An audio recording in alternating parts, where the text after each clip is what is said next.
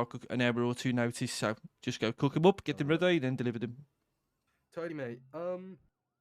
So I think it's important, if we are going ahead with, this whole moral idea of, the investment group, that people have certain things that they want to do and certain things that they have a responsibility for. Otherwise, like I want to keep things like as flatlined as I can. I don't really like, a lot of structure because it gets really messy.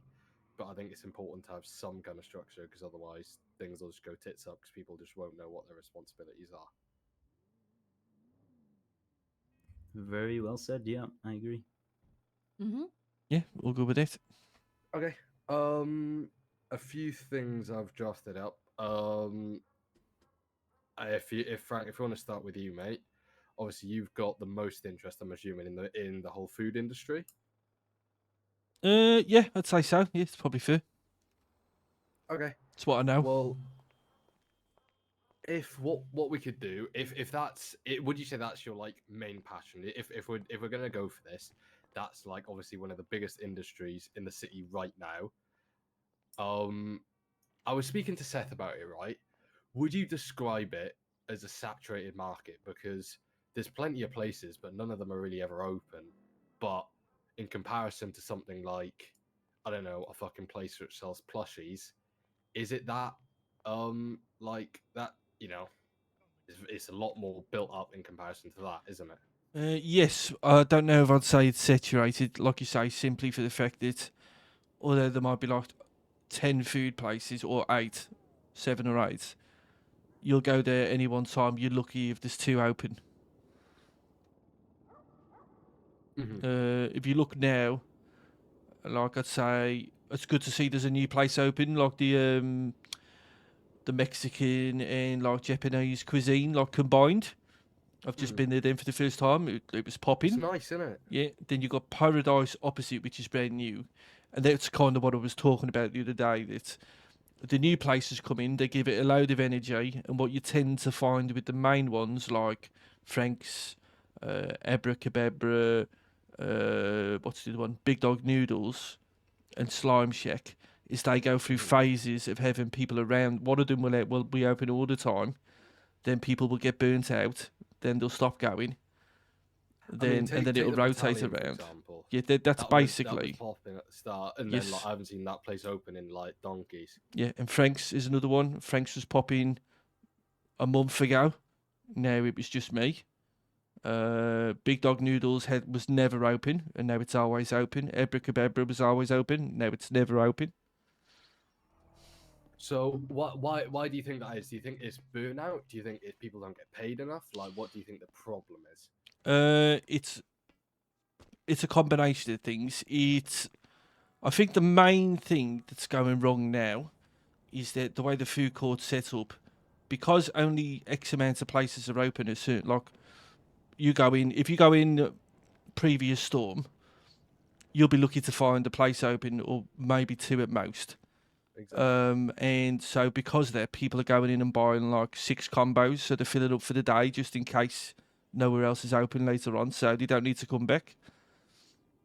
I'm not joking. Like the last few weeks, there's been a noticeable difference in the last 4 weeks. I would say that like there's just anywhere near as much foot traffic as there used to be. But you can't really put a limit on what people buy, can you? We can't exactly ask the state, yeah, let's limit people to fucking buying 2 combos. No. But if people know places are open, I think they'll be more inclined to get less because they'll know it'll be open when they need it later.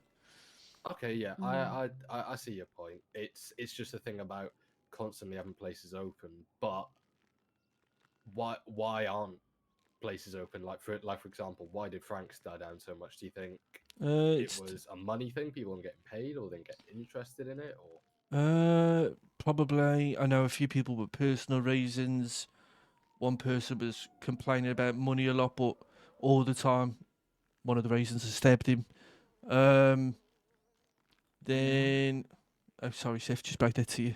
Yeah, that's fine. I think you mentioned it yesterday. No, he was a right pain in the arse. I'd say burnout is a major factor. Like for example, do you know JJ from the kebab shop?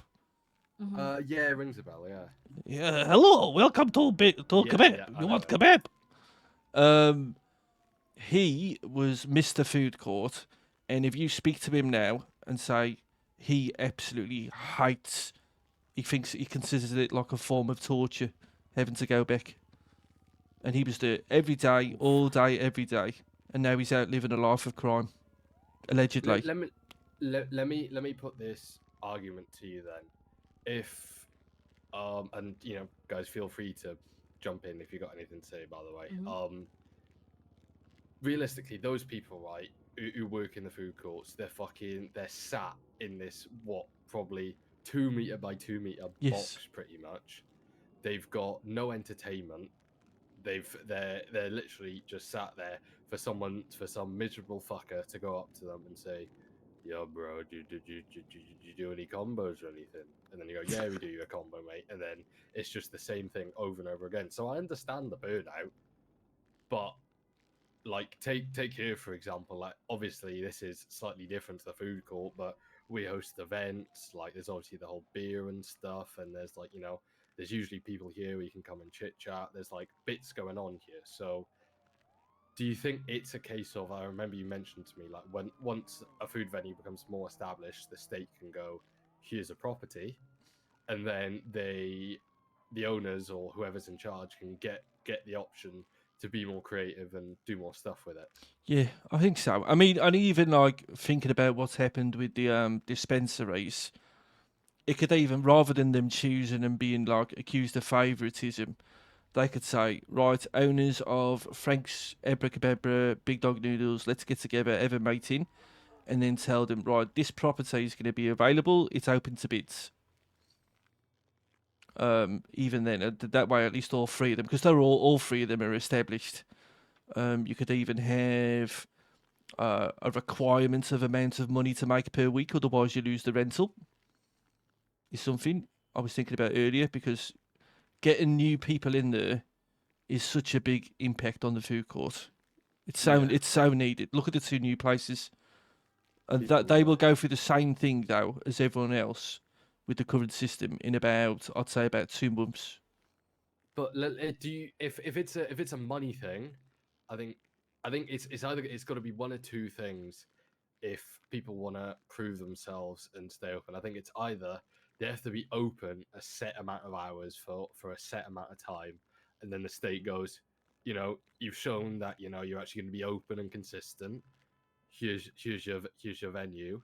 Or it's a money thing. It's based on how many sales they make, which I think is also a big thing. Because I remember when I opened up the pub, right, I used to fucking go around in a big red van, which has a love fist on the side of it, and go hand out tickets to the event and hand out beers, because not the customers won't. It's a bit different with senior buns. Like the customers will come to you, but that's not always the case in business. You've got to go out and find people, especially during these times. Yeah, I agree.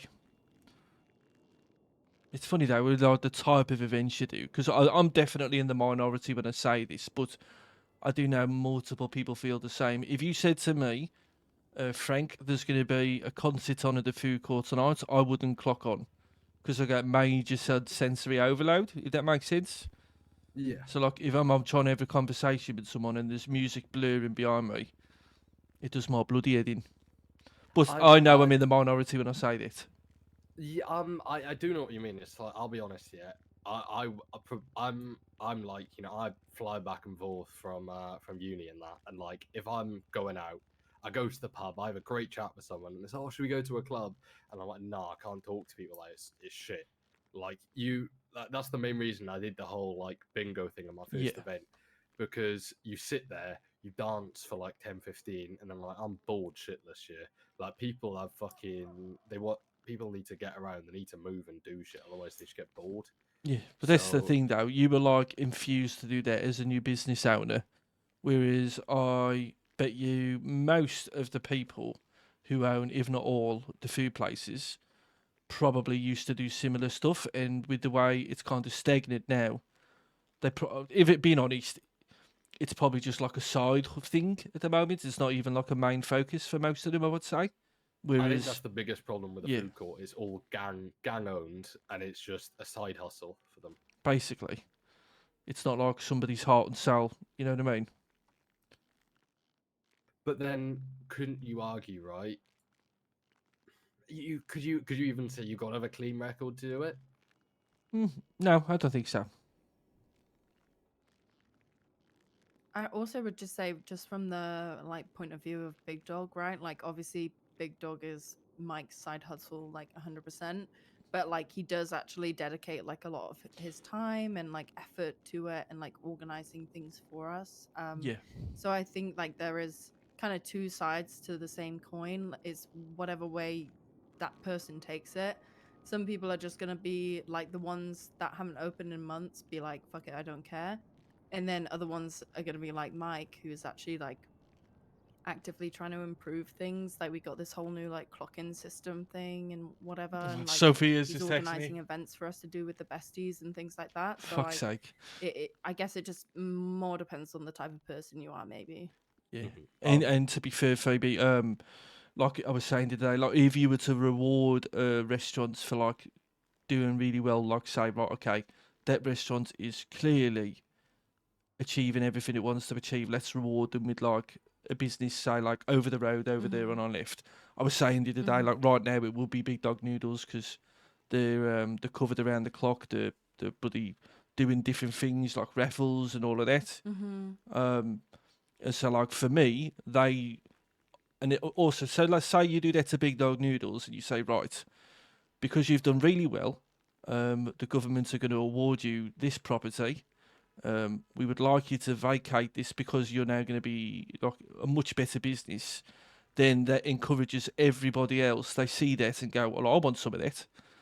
And Yeah, then, and I think also like with how motivated people are at Big Dog, obviously it ebbs and flows. Like, I'm not gonna lie, I've literally got paid like 35K this week. Like, I've barely been there. But with forfeit. like how Wow. people are, and even like Mike, like he's got other businesses. He's got a coffee shop he wants to open and stuff, but like he doesn't have the facilities to actually have it open yet.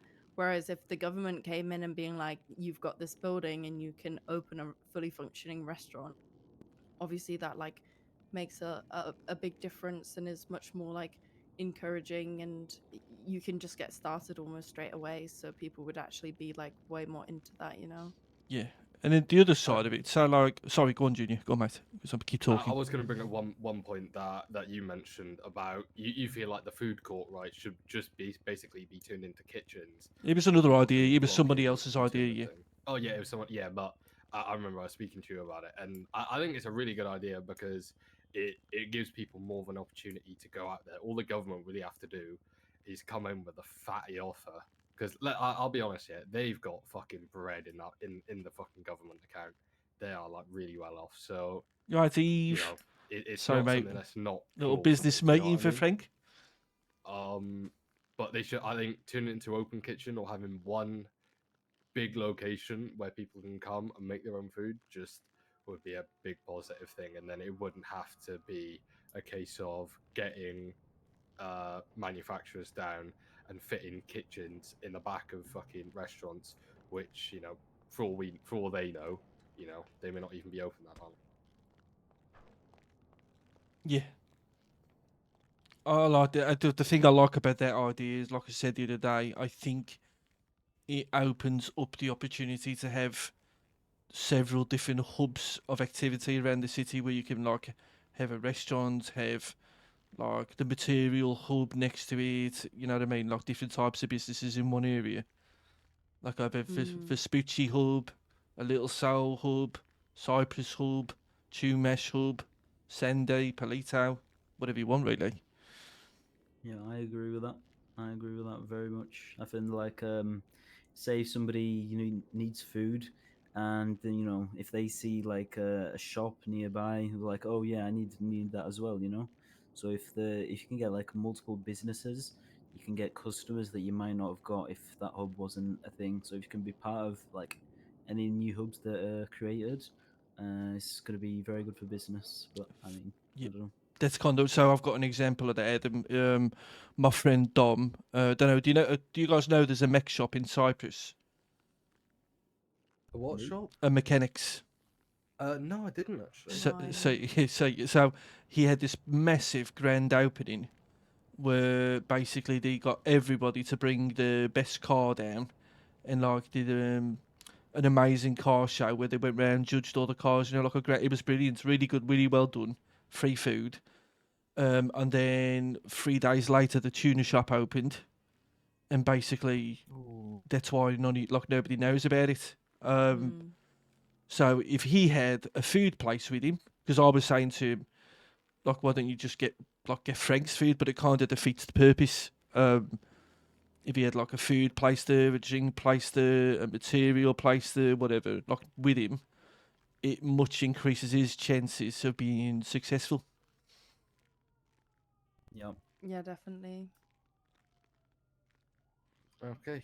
I think I want to say we pretty much covered a lot of the food stuff. If anyone has anything further to add, then obviously butt in and say now. The only other thing, I'm just thinking now, like when you're talking to them about this and say we want to go with that last option, would it be worth, because I know Dom really well, getting him to come and talk about his experiences rather than it just coming from us? So like, What yeah. I could do, mate, I'm gonna obviously have that first meeting with them tomorrow, when Nina's back around. And Frank's still what gonna I'll help say, Dom. look, He's I've his got a homie. load of really great people who are working with me on this. We can come in and talk more about our vision in detail, because it's more the first meeting is more about them basically saying, yeah, we really fuck with the idea, go for it. Yeah. But yeah, it's basically that, and then like I say, let's arrange for another time where we can have a few people come in, people who, for example, like that guy you mentioned, who's been, I wouldn't say fucked over by the state, but it's not exactly been ideal for him, and say, look, this is the problems X, Y, and Z. These are the changes that I want to make, and then like how we can like implement them and how we can go from there, basically. Yeah, I'd imagine it all comes down to like how much red tape and work is involved, basically, doesn't it? It might be like that one. You imagine, say let's just say we have 5 hubs around the city, and then that's 4 businesses in each one. Then you need 20 properties. But even just doing that, you imagine how much bloody work that will get going for people around the city, like decorators, Exactly. lumber, material people. I mean, I was speaking to the guy who's going to be running the weed thing here, yeah. And he was literally saying, I think you were in the conversation as well, Phoebe.